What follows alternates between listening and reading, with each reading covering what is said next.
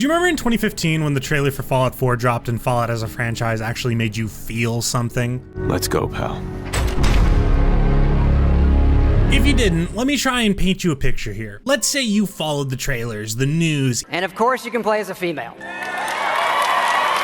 Each little drip of an update that came down the pipeline for you, and after waiting, it was finally here. That was me at one point in my life. This trailer introduced me to what a Fallout was and got me to follow along with the news about this game coming out, even if I wouldn't be able to play it until a few years later. It wasn't exactly a masterpiece. There are some pretty clear issues with the game and noticeable signs that the developers kinda ran out of time, but it's not bad. The reviews were good, and I had fun playing it, even if I could recognize it wasn't exactly what everyone wanted. Going online to see what other people thought about the game is when it really hit me that, like, people really hate Fallout 4. Like, yeah, the dialogue system is stupid, the story kind of falls apart halfway through. For some reason, there's like a single quest in the whole game that actually has skill checks. Okay, this sounds really negative, but I promise it's not that bad. The actual worst thing about the game is that, by God, it will crash to desktop when you least expect it. Like when Sean crashed my game for no reason and I had to make a brand new save. For better and for worse, social media and gaming are completely intertwined now. At any moment, I can access any opinion I want on any game that has ever been released to get a full scope of exactly what I'm hopping into. I can see 4K 60 FPS, no commentary playthroughs of the entire game. Depending on the game, you can even go back and see publications interview people and talk about the exact thought process behind each little decision in the game. Social media has literally turned my favorite hobby into something profitable and has forever changed my life. The downside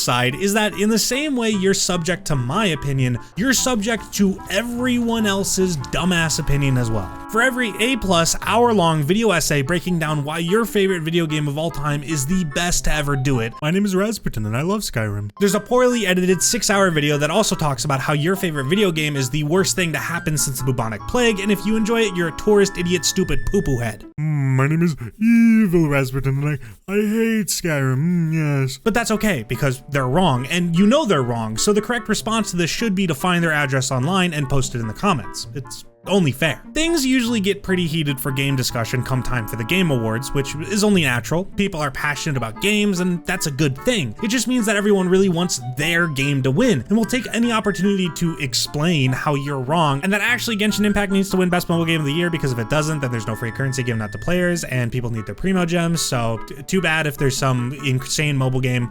Fuck you, Genshin Impact. For every deserved victory at the Game Awards, someone is there to comment about how the category was completely stolen from the true winner, which is the one that was definitely not supposed to win under any circumstances whatsoever. Everyone wants to have an opinion on a game they play, and a lot of people want to share that opinion, that they feel is the correct opinion, which means you see a lot of people doing that exact same thing I do online. Not that I'm unique at all in what I do, but it's popular enough that there are companies dedicated to reviewing video games. One person being their own game reviewer means you're pretty easily able to get a read on what that person likes or dislikes. If they play a lot of RPGs, it's not really a surprise that they don't like the newest Call of Duty game. This only becomes a problem when you're, let's say, IGN, who rated Imagine Party Babies a 7.5 out of 10. This is Imagine Party Babies, which is all fine and dandy if you enjoy stupid shovelware party minigames, but it suddenly calls into question every single other IGN review ever. What the fuck even is a 7.5 out of 10 if this is your 7.5 out of 10? Stray is one of the best games I played in 2022, and had the game somehow come out in 2021, I truly would have believed it was Game of the Year. A story about a cat in a cyberpunk world who travels with a robot and meets other robots attempting to escape their dead city, all the while perfectly encapsulating the feeling of being a cat. Sure, the platforming was kind of just press button to perform animation for you, but at no point was I bored. There aren't many games with environments this immersive, with nearly each brand new area and room a place you feel you could spend hours in. Keeping that in mind, Stray being rated 8 out of 10 by IGN is something I'm not going to complain about. I personally think it's at least a 9 out of 10, but I'll take a positive review. This stupid game is half a point worse than Game of the Year 2022 contender Stray. Even better, Doom 2016 breathed life into a genre that people thought was completely dead and gone, revolutionizing the FPS landscape by simply bringing forth mechanics once commonplace in FPS games and introducing them to a new audience with a fresh coat of paint. With an absolutely electric soundtrack and an airtight gameplay loop, you're telling me Doom 2016 is 0.4 points worse than Imagine Party Babies? Are we dead ass? Don't get me wrong, every single game review publication publication has had a bad review before. There's really no escaping it, but what I'm actually talking about is that you, watching right now, didn't even realize what I just said was wrong. It's a complete wrong way to look at a game review online, but it sure got you angry, right? Kept you engaged. This Doom review isn't IGN's review, not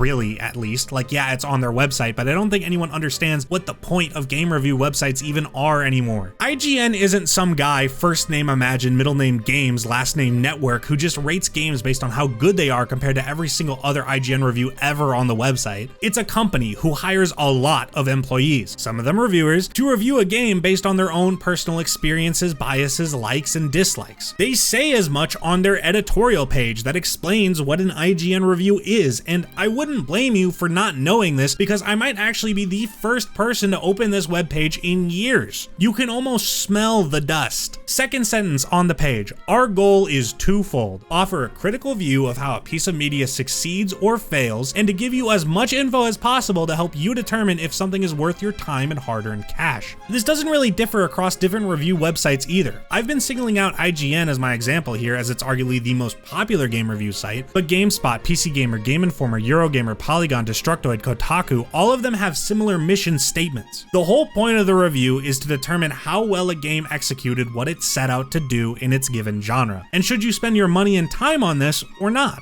It's perfectly fine to disagree with a review, like Doom 2016's IGN review. Joab Gilroy is the author of this review, and he paints a pretty positive picture of the campaign, while being overly harsh about a multiplayer mode that was easily ignored and was clearly never meant to be the focus of the game. Perhaps it's fair from an objective review standpoint to state that the game isn't a masterpiece because the included multiplayer isn't that good, but I personally would go no lower than a 9 out of 10 for just how good Doom's main focus, the single player, is. Looking at Joab's review history, his only other review for IGN is Call of Duty Infinite Warfare, which he rated a 7.7, and his reason for doing so was despite the mediocre campaign, he had fun with the multiplayer and zombies. This means we can take Joab's Doom review and throw it in the trash because he's clearly just wrong. I refuse to listen to someone who's going to excuse Infinite Warfare's campaign, which isn't even all that bad, but is pretty bland, but won't excuse the Doom 2016 multiplayer. And that's how you should be approaching these reviews. You need to read the text and understand the reviewer instead of just looking at the number, because ultimately, this random review from a guy who doesn't even work at IGN anymore matters infinitely less than your experience of the game. If you want a good review of Doom 2016 by one of the big publications, Peter Brown's GameSpot review is great, but better yet, just play the game. It regularly drops down to like $4 when it's on sale. The fallout from people not understanding what game reviews mean is that online, these game reviews are regularly used as a weapon against other games. The Game Awards and the Game of the Year as a concept inherently invites competition to compare 6 wildly different games against each other, which is fine on its own. I think the Game Awards are a lot of fun, and one day we'll invent the technology to make Jeff Keighley stop describing everything as the next big influential thing that's going to change everything, only for it to look like this. Or this. It's just that everyone wants their favorite game to win, and some go out of their way to reduce these incredible pieces of art down to review scores, getting so tribalistic over what is really an incredible victory for all of these titles in gaming as a whole. Even in 2024, with as stacked of a year that it was, where a DLC of all things managed to be so good it got nominated for Game of the Year, there were people who were mad that Astrobot won Game of the Year over whichever one they wanted to win. I've never played Astrobot, so I'm not saying anything quality-wise, nor am I directly comparing it to any other game released in 2024, because that would defeat the entire purpose of this video. What I will do is say that even if my game of the year was Final Fantasy VII Rebirth, only because I didn't fucking play anything else, I would never pretend to say that a game literally nominated for Game of the Year doesn't deserve it because it wasn't the thing I wanted to win. And even for the people that did go ahead and give the game a try, I have never seen such an insane level of disdain for a game they haven't even given a chance yet, only for them to then like the game anyway, so what was the point going in so negative? This isn't to say anything about the fan bases of any of the games I've talked about this video either. For a lot of people, the way a fan base of a certain video game acts online can completely ruin the idea of something for someone. I'm not gonna sit here and act like I'm above it, and I'm gonna preface this with a heavy disclaimer. I love Elden Ring, I've played through the game twice. I love Demon's Souls. Dark Souls 3, exists. I think Souls fans are truly some of the most annoying motherfuckers in gaming. Of course, not all Souls fans, but you know who I'm talking about. You struggle with Godfrey, the first Elden Wood? Literally all he does is walk forward. You had to use summon with Morgoth? Don't you know if you literally just fast travel to the Wakened Windgrave and go into the Mirkwater Cave, and then befriend patches, you can spend 5,000 wounds to shackle Margit twice during your battle? Didn't you know this? Did you not look up the YouTube short beforehand? Did you not go on Fextal Life? That last one was really just an excuse for me to complain about Margit's shackle. I have never been able to express how dumb this stupid little trinket is before in a video. Souls fans, for a very brief period of time, made me not enjoy recommending something like Elden Ring to people because all my friends knew of the game were the elitists online telling them all the stuff they want to use that looks cool is for babies, actually, and using them meant they weren't beating the game properly. Which is stupid, because if I wanted to play a game where all I did is suffer, I'd put hope in seeing Titanfall 3 this decade. Undertale is an incredible game, and I truly cannot express enough that you should experience it yourself at least once, but by God, does it have one of the unfunniest fan bases ever. Different game technically, except for the fact it's literally an anagram of Undertale, but this fan base took a really funny joke from the movie Open Season and cut out the funniest part of the joke, which is that this guy intentionally swerves so far off the road to chase a deer.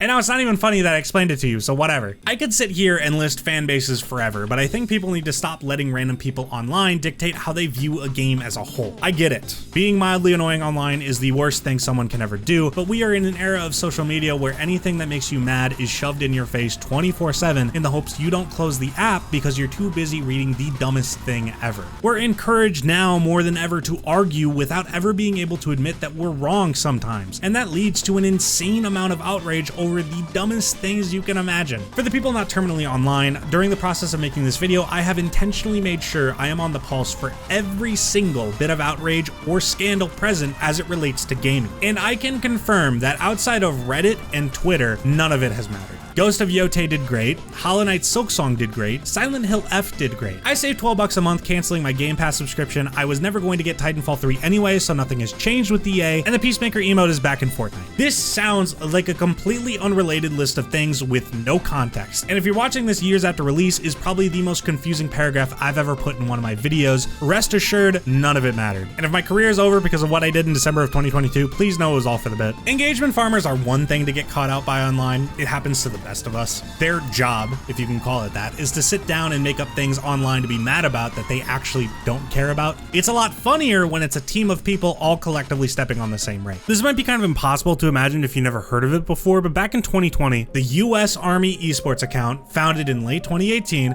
yes, the United States Army, and yes, their esports branch Twitter account, please keep up, responded to Discord on Twitter with ooh woo and like a fluttering heart emoji. This led to an explosion of people learning that not only did the US Army have an esports account on Twitter, but they also had a public Discord and did regular Twitch streams. On these Twitch streams, they did public giveaways, and clicking on the link to enter the giveaway to win an Xbox controller sent you straight to a recruitment page. They were trying to draft your ass over an Xbox controller. It really goes to show how important a properly ran social media presence is in this day and age, because if you can somehow make the US Army fall flat in marketing to a US audience, quit marketing. I mean, I almost don't blame big companies for trying. Wendy's ruined everything when they hired a sassy social media manager, and we're left in the ruins of every company having some sort of relatability online. It's certainly not as bad as it used to be, but it's still important nowadays to have a social media manager who knows when to be a professional, yet can be on the pulse and be snarky and sassy when the time comes. The biggest issue you'd have running a brand on social media is that you can't really focus group a tweet, which means you get tweets like EA saying, they'll attend, but they only like playing single player games, which is especially crazy because at the time they made this tweet, Respawn Entertainment was actively developing Star Wars Jedi Survivor, a single player only game. First of all, rich coming from EA of all things. Secondly, you're not only insulting every single dev who made a single player game, but also your own developers. Can you imagine clocking into work during a huge period of crunch and seeing that the people in charge just loathe your work? It took the social media team 4 hours to roll this back, but the second tweet didn't matter because honestly, this is some shit EA would say if they're being honest. My magnum opus for just legendarily stupid social media management has to go to Splitgate 2. I don't really want to beat them while they're down because they've been doing some pretty great work at getting the game where it was supposed to be at launch, but I really do need to go over it, so just keep in mind, they've changed and learned their lesson. You've probably forgotten about it at this point, but Splitgate first came out a few years ago and was brought up in conversation as a Halo killer / replacement by combining that gameplay with portals. Instead of killing Halo, Halo's head just did that, and Splitgate died as 1047 Games talked about what came next. After a few years, out comes on stage during Summer Games Fest Ian Prue, CEO of 1047 Games, wearing the dumbest hat ever to announce a game with. He goes on the speech how he grew up playing Halo, he's tired of playing the same COD every year, and he wishes we could have Titanfall 3. With this, he then announces the release of Splitgate 2's Battle Royale mode, and I kid you not, the trailer is set to Imagine Dragons. This, obviously, didn't go over well, especially because when you actually booted up the game, you were greeted with an $80 cosmetic skin bundle discounted from $145. Make FPS great again, by the way. Initially, there was a doubling down on the hat, but then in each subsequent post from the CEO, the hat was no longer seen and you could watch his beard grow in real time. The CEO hopped on Twitter to say he actually didn't know the game launched with an $80 cosmetic, so he told the team to lower it to $40. A Call of Duty developer made a tweet saying, "Make FPS great again," and it's Splitgate, which the guy running the social media responded to for some reason. Someone commented that this isn't the own you think it is, to which the social media guy's response was, "Talk shit, expect shit coming back your way. I can handle it." He couldn't handle it, and in 3 hours wrote a public apology on Reddit for the tweet after deleting it. The CEO kept hopping on the social media account to make a bunch of talking head, I'm mentioning the controversy videos, until finally he just said, "I'm sorry." But the truth is I am sorry. After this, whatever attention Splitgate 2 had slowly withered away, because under all of this drama going on, the actual gameplay of Splitgate 2 was pretty mediocre. And within 2 weeks, 1047 Games laid off an unspecified number of employees. The people who wanted an experience like Halo, Call of Duty, or Titanfall 3 were presented with the worst aspects from all of those games rolled into one, and the people who liked Splitgate 1 weren't huge fans of Splitgate 2. 1 month later, they announced they're unreleasing the game and going back to beta. All of this could have been avoided if this guy simply walked out on stage without a hat and said, "Here's Splitgate 2, hope you like it." Instead, deciding to be edgy and insulting your competition led to you launching your beta at 25,000 concurrent players and now averaging about 300. I originally wrote a really snarky joke, but I think we can all be kind considering the Splitgate 2 team has clearly learned their lesson. Also, I'm 90% sure the actual dev team hated that he went up there with that hat. I cannot imagine the nightmare it must have been in the office watching the reactions online to that reveal. Holy shit. This is the power of social media when it comes to gaming. Inherently online, the algorithms behind social media websites are so tailored to negativity and arguments, which for a medium of art where the primary focus is to have fun, makes it shockingly annoying to be interested in. Which is why I think it's important to say my videos are never meant to give you an opinion. Sure, sometimes I'd like to challenge your current opinion, but what I'm mostly looking to do with my videos is encourage discussion. YouTube comments are a blighted wasteland, but every now and then I find a comment that elaborates on my opinions on a video, talks about something I didn't mention, or even disagrees with me and explains why, instead of just saying, "Yo Wong, also do you live at 277 Harrison Street?" Social media can point out flaws in games you truly thought were airtight, and that sounds really bad. Some random people you've never met in real life just convinced you that a game you found a lot of enjoyment out of isn't as good as you thought? Why are you even letting them dictate how you feel about your experience in a game? As we know, however, looking through a critical lens at something you love isn't necessarily a bad thing. As an example, Elden Ring having a wide open, sprawling world does mean that sometimes not everything in that world is important. There are areas that are entirely superfluous and useless, and sometimes traversing this world for the first time without fast travel can seem boring and somewhat meaningless, especially if you get stuck in Caelid and have to be told by a friend that you can get back to where you started and you're not stuck forever because you don't want to spoil yourself by looking stuff up online. But honestly, fork found in kitchen, an open world game can't just have everything everywhere. The game would never come out. You could easily flip that around to being a strength of the game though for someone else, that despite nothing being there, you felt immersed enough to feel the need to explore what is the most beautiful and breathtaking worlds introduced to us through a video game. That Elden Ring expertly offers downtime in between its biggest fights. This all comes down to your opinion and your interpretation of someone else's criticisms. Maybe you look back and agree, or you disagree because that empty space meant something else to you than what it did to the person criticizing the game. When I eventually sit down and play through Fallout New Vegas properly and not just go to bed after it crashes on me in the first 4 hours, I might look back at Fallout 4 just as negatively as everyone else. What that also means is that if you disagreed with me in the beginning of the video that Fallout 4 truly was that bad, you can throw out my opinion now because it's based on never having truly sunk into another Fallout game besides 4, and that's a fine thing to do. If you disagree with me, turn the video off. You can go around saying, ooh yeah, I love that Stryxo guy and how handsome he is and how he's mostly correct about everything. Many people are saying this, by the way, but he was totally wrong about Palworld. I still think Palworld sucks, and that's fine. The same way it's fine if you think it's great. I'm completely okay with admitting when I'm wrong, but also I'm not, and I win. Bye bye. If you enjoyed this video, consider subscribing and clicking on the end screen to watch another.